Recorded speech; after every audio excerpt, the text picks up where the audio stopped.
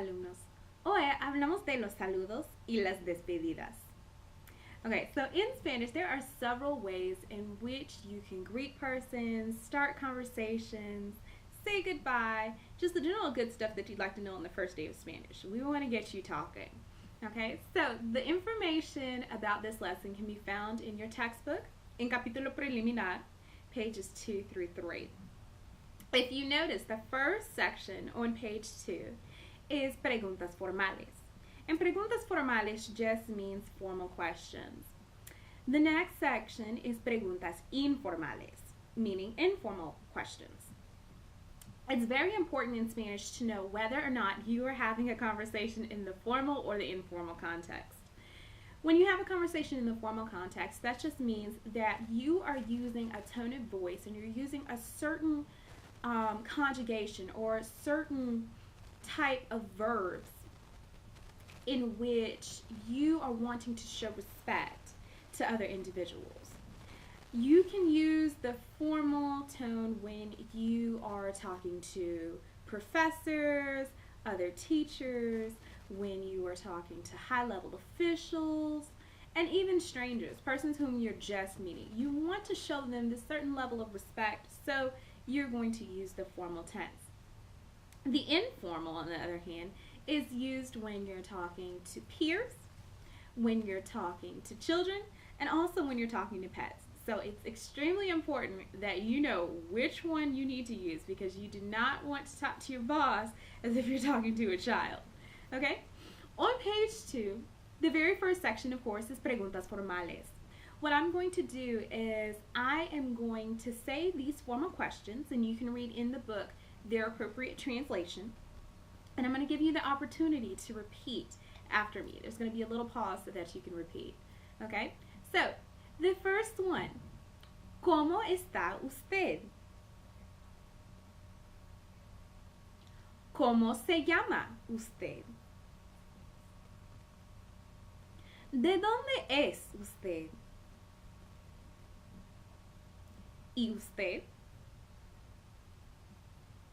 The very next section, preguntas informales, once again meaning informal questions. These are questions, of course, that you would use to peers, children, and pets. Okay? Hopefully your pet didn't respond. Okay, so the first question, when you want to ask how are you, you're going to say, ¿Cómo estás? ¿Cómo te llamas? ¿De dónde eres? ¿Qué hay? ¿Qué tal? ¿Cómo te va? Okay, so now that we have the questions out of the way, if you need to, you can rewind, practice saying them again. But once you've understood what the questions mean and how to say them correctly, we have the next section, respuestas, or replies, or responses. Okay, so some of the responses that go with these questions, the very first one we have is bastante bien. Bien, gracias. Más o menos. Bien. Muy bien. Me llamo. Soy de. Yo soy de. Okay, so before we move on to the despedidas, I would like to review a few things that are located in respuestas. When you are saying más o menos, if you want to say so-so, I know in high school you might have learned we'll say así así. Do not say así así. If you say así así, you might get some strange looks. Así así is not really as accepted as we might have thought back in high school. It's much better to say más o menos if you would like to say so-so. Additionally, if someone were to ask your name, you would either say me llamo. Another one that you can say is mi nombre es. That's not included right now, but just know that you can say me llamo. So my name is Rachel Brooks. So I would say me llamo Rachel Brooks. And if I wanted to acknowledge the city where I grew up or where I'm from, I can say soy de Fayetteville. Soy de Fayetteville, Carolina del Norte. I'm from Fayetteville, North Carolina. Okay, so let's move on to despedidas. Despedidas meaning farewells or goodbyes. The first one that we have, everyone knows it, adios. Buenas noches. Ciao.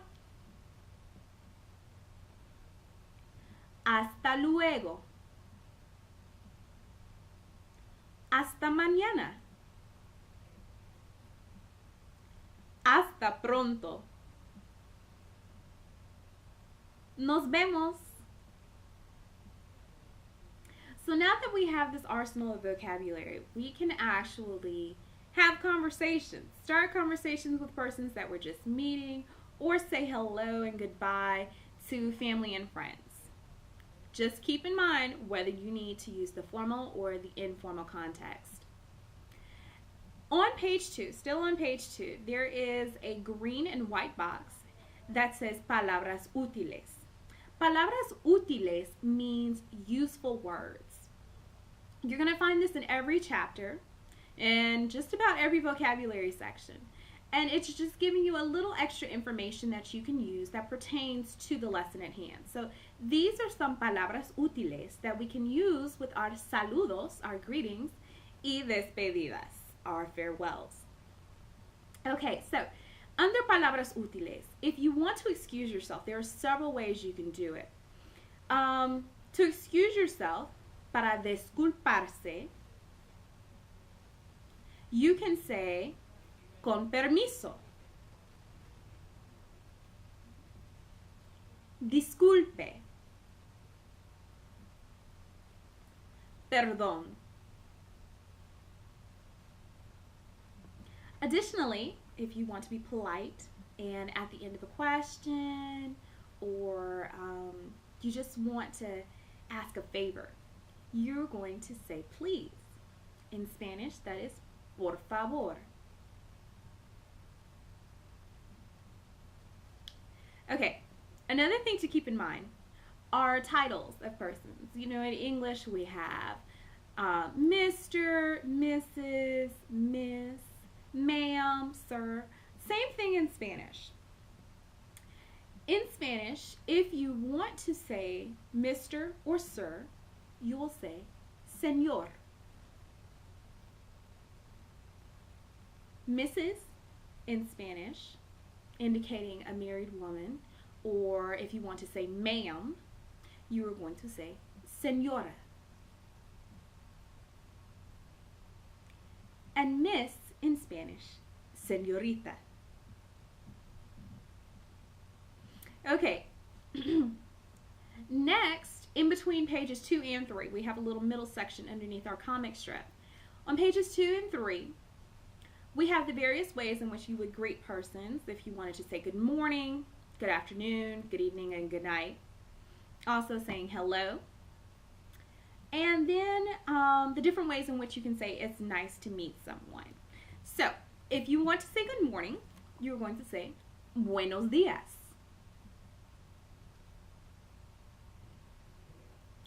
Good afternoon in Spanish, buenas tardes.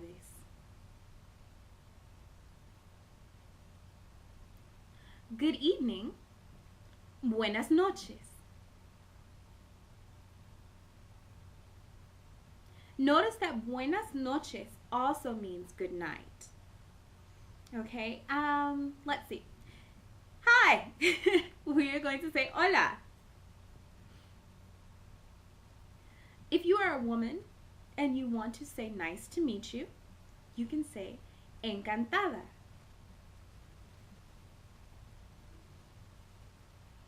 A man would say encantado.